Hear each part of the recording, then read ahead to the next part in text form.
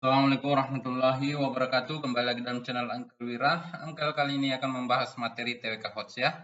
Kembali dengan materi tema bahasa Indonesia karena ini topik yang baru-baru dimasukkan oleh Menpan RB ya di dalam kisi-kisi. Nah, untuk video kali ini Uncle akan membahas bagaimana penentuan ide pokok ya. Memang ada penentuan yang umum, trik-trik umum, tapi Uncle akan menambahkan beberapa trik khusus untuk menentukan ide pokok ya, trik-trik tambahan. Nah, tentunya ini mungkin akan lebih mempermudah teman-teman dalam menentukan ide pokok dalam sebuah paragraf. Nah, tentunya berdasarkan Permen PAN-RB nomor 27 tahun 2001 tentang topik bahasa Indonesia. Nah, adapun biasa penentuan ide pokok itu nanti Uncle akan sajikan juga dalam bentuk soal ide pokok ya. Berarti kalau kita berbicara masalah ide pokok, kita berbicara masalah paragraf ya, bukan wacananya. Artinya eh, per paragraf ketika kita berbicara masalah ide pokok itu biasanya letaknya ada di kalimat utama, kalimat utama di situ. Kemudian kalimat utama itu biasanya berada di awal atau akhir paragraf. Akhir paragraf. Nah, bisa ya. Ini umum ya.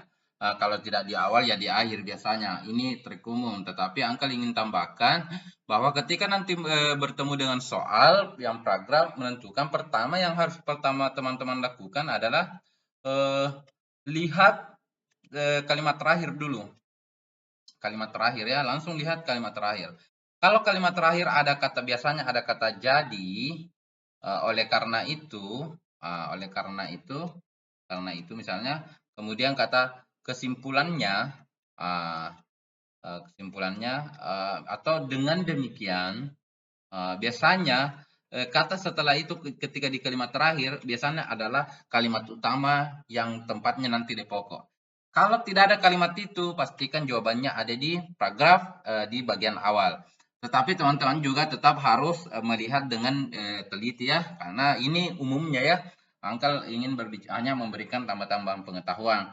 Lihat kalimat kata biasanya ada kata jadi, oleh karena itu kesimpulannya dengan demikian yang kalimat yang menunjukkan bahwa akan mengambil satu kalimat tertentu yang menghimpun seluruh kalimat di atasnya. Biasanya seperti itu di kalimat terakhir. Tetapi kalau misalnya kalimat ini tidak muncul di kalimat terakhir, besar potensinya ide pokoknya ada di kalimat awal. Ini bisa teman-teman lakukan kalau mepet waktunya ya.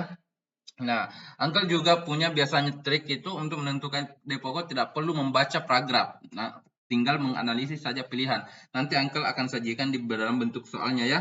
Bagaimana bentuk paragraf yang sebenarnya kita tidak perlu baca paragrafnya, tinggal kita analisis ide pokoknya ya. Langsung ide pokok di dalam pilihan-pilihan tersebut. Nah, ini salah satu tambahan materi karena biasanya kan kita memeriksa apa ya? Kita memeriksa kalimat di pertama atau kan di terakhir ya.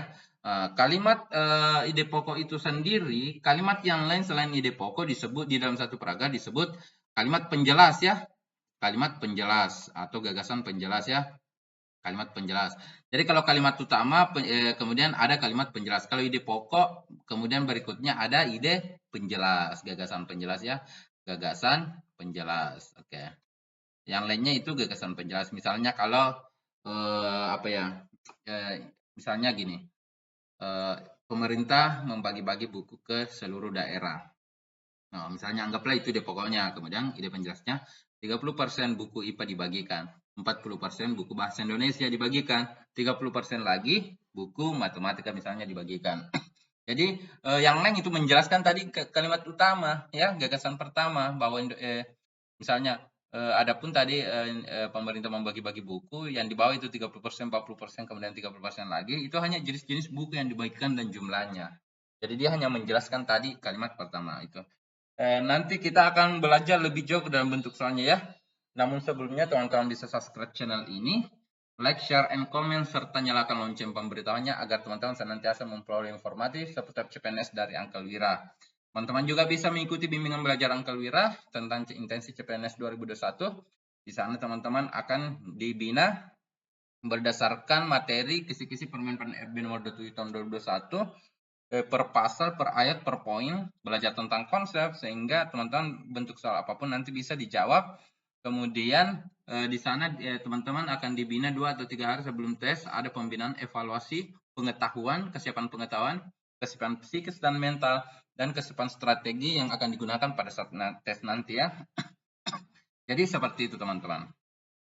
Jadi cara bergabung di bimbel Uncle Wira dan cara DM di Instagram Uncle Wira. Langsung saja kita lihat soal nomor 1 ya. Kita lihat soal nomor 1. Oke. Nah, sebelum era reformasi, petani Indonesia selalu menghasilkan padi yang melimpah dengan kualitas terbaik. Pada era 90-an hingga 1995, Indonesia selalu mengekspor beras ke Vietnam.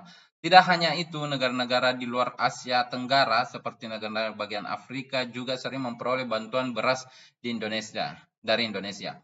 Pada tahun 1994, Indonesia berhasil menduduki peringkat pertama sebagai penghasil beras terbanyak di kawasan Asia.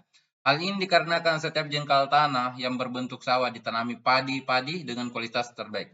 Tidak hanya itu, persediaan beras dalam negeri selalu melebihi dari kebutuhan standar per tahun. Oleh karena hal tersebut, Indonesia dinobatkan sebagai negara swasembada pangan oleh dunia. Ide pokok yang tepat berdasarkan wacana di atas. Nah, berdasarkan tadi materi-materi kita kan kita bisa memeriksa di kalimat awal atau kalimat terakhir ya. Tapi Uncle silakan periksa dulu kalimat terakhir. Biasanya ada kalimat oleh karena hal tersebut. Ya, ini yang saya maksud ya. Biasanya kalimat setelahnya itu merupakan kalimat utama yang di dalamnya nanti berisi tentang ide pokok. Indonesia dinobatkan sebagai negara swasembada pangan di dunia. Maka di sini jawabannya adalah Indonesia negara swasembada pangan. Oke. Nah, adapun tentang Indonesia mengekspor barang ke Vietnam itu penjelas mengapa dia swasembada pangan, karena dia mengekspor beras bahkan keluar dari Asia Tenggara, yaitu negara-negara seperti Afrika. Pada tahun 1999 Indonesia juga berhasil menduduki peringkat pertama. Kemudian setiap jengkal tanah ditanami padi-padi. Mengapa dia swasembada pangan? Karena setiap jengkal tanahnya ditanami oleh padi-padi kualitas terbaik. Persediaan beras dalam negeri melebihi dari kebutuhan. Jadi itu kalimat-kalimat itu semua menjelaskan mengapa dia dinobatkan sebagai negara swasembada pangan. Jadi ide pokoknya ada di sini, negara swasembada pangan. Yang lain itu hanya menjelaskan mengapa dia terpilih sebagai negara swasembada pangan. Jadi begitu ya teman-teman. Biasanya perhatikan dulu di kalimat terakhir, perhatikan kata awal di kalimat terakhir, apakah ada kata oleh karena itu, kesimpulannya. Jadi dengan demikian dan kata-kata yang seperti itu, kalau tidak ada periksa, kita baru periksa di kalimat pertama. Nah, kita akan menemukan nanti di situ, misalnya ini, pengekspor beras, ini hanya menjelaskan mengapa Indonesia swasembada pangan. Penghasil beras terbaik itu hanya menjelaskan mengapa Indonesia swasembada pangan. Beras terbaik berasal ini sama saja yang di atas ya. Indonesia penghasil beras yang melimpah itu menjelaskan C. Nah, bisa ya dipahami? Saya yakin teman-teman adalah orang hebat, pasti bisa memahami. Jadi begitu cara kita menentukan ide pokok dalam sebuah paragraf ya, atau narasi yang berbentuk satu paragraf. Selanjutnya kita lihat soal nomor 2. Uncle di sini akan menjelaskan bagaimana sih cara kita menjawab soal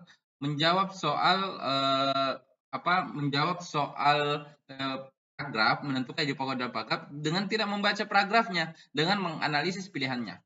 Anggaplah kita tidak membaca paragraf ya. Oke, kita langsung lihat. Caranya itu adalah cari kalimat yang tunggal yang dijelaskan oleh kalimat di pilihan lain. Misalnya, Sinovac adalah vaksin yang paling banyak digunakan. Pemerintah Indonesia melakukan vaksin. Masyarakat menyambut baik pelaksanaan vaksin. Anggaran vaksin mencapai 7 triliun. Rumah sakit dan PKM melakukan vaksinasi untuk masyarakat. Nah, kalau bagi Uncle, misalnya saya coba berikan cara bagaimana menentukan ide pokok tanpa membaca paragraf. Langsung lihat di pilihan, manakah pilihan yang lain menjelaskan pilihan yang lainnya. Misalnya, Sinovac adalah vaksin yang paling banyak itu, berarti ini menjelaskan B. Karena pemerintah melakukan vaksin. Nah, nanti di dalamnya misalnya Sinovac, vaksin paling banyak digunakan, itu hanya menjelaskan ya. Jadi intinya adalah pemerintah Indonesia melakukan vaksin. Coba kita lihat C. Masyarakat menyambut baik pelaksanaan vaksin. Itu hanya dampak dari pemerintah melakukan vaksin. Berarti masih jauh lebih pokok yang B daripada yang C. Anggaran vaksin mencapai 7 triliun. Itu hanya jumlah nilai anggaran vaksinnya dari pelaksanaan vaksin yang dilakukan oleh pemerintah. Berarti D ini menjelaskan juga B. Jadi A tadi menjelaskan B, C juga menjelaskan B, kemudian D juga menjelaskan B ya. Kemudian rumah sakit dan PKM melakukan vaksinasi untuk masyarakat. Berarti itu juga menjelaskan bahwa ini kan rumah sakit dan PKM itu atas nama pemerintah ya. Berarti pemerintah melakukan vaksinasi melalui rumah sakit dan PKM. Berarti ini juga menjelaskan bagian B. Maka dengan demikian tanpa membaca paragraf kita bisa tahu bahwa bagian B ini adalah ide pokok. Nah, teman-teman bisa uji baca juga di paragrafnya kalau misalnya membuktikan silakan baca di paragrafnya dan teman-teman bisa juga menggunakan metode ini kalau misalnya waktunya sudah mepet, sudah tidak punya waktu untuk membaca lagi paragraf, maka gunakanlah metode ini. Metode ini saya rasa bisa membantu teman-teman dalam menemukan ide pokok dalam menentukan ide pokok dalam sebuah narasi. Apalagi kalau narasinya panjang, paragrafnya panjang, wacananya panjang itu mungkin butuh waktu untuk membaca atau kebingungan menentukan kalimat misalnya agak bingung membedakan yang mana apakah dia di awal atau di terakhir, mungkin kalimatnya hampir sama. Teman-teman bisa menggunakan ide pokok yang cara menggunakan ini ya, menentukan ide pokok dengan tidak membaca paragrafnya dengan metode ini. Tapi ingat teman-teman, kalau masih punya waktu silahkan baca, tidak masalah ya. Tetapi kalau waktunya sudah mepet nanti dalam tes, gunakanlah metode ini ya, bagaimana kita menentukan ide pokok tanpa harus baca paragraf. Itu yang sempat Uncle sampaikan dalam video kali ini. Semoga video ini memberikan manfaat bagi teman-teman dalam hal penentuan ide pokok untuk topik bahasa Indonesia ya.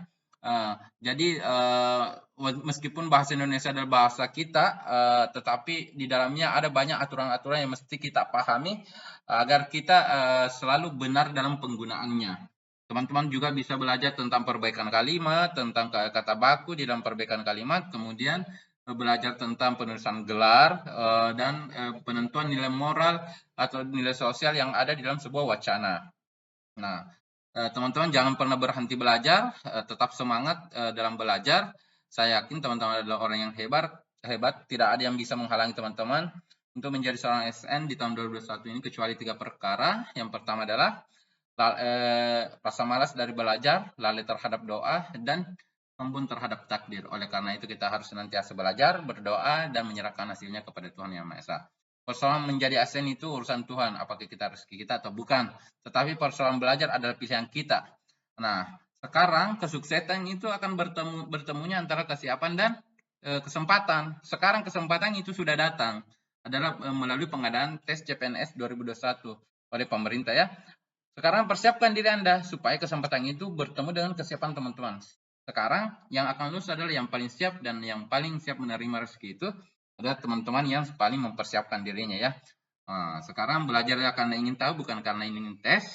Karena ketika teman-teman ketika teman-teman lulus itu hanyalah hadiah dari ketulusan teman-teman dalam belajar. Tetap semangat, jangan menyerah dan serahkan hasilnya kepada Tuhan. Jadi sekian dari Uncle Wira. Assalamualaikum warahmatullahi wabarakatuh.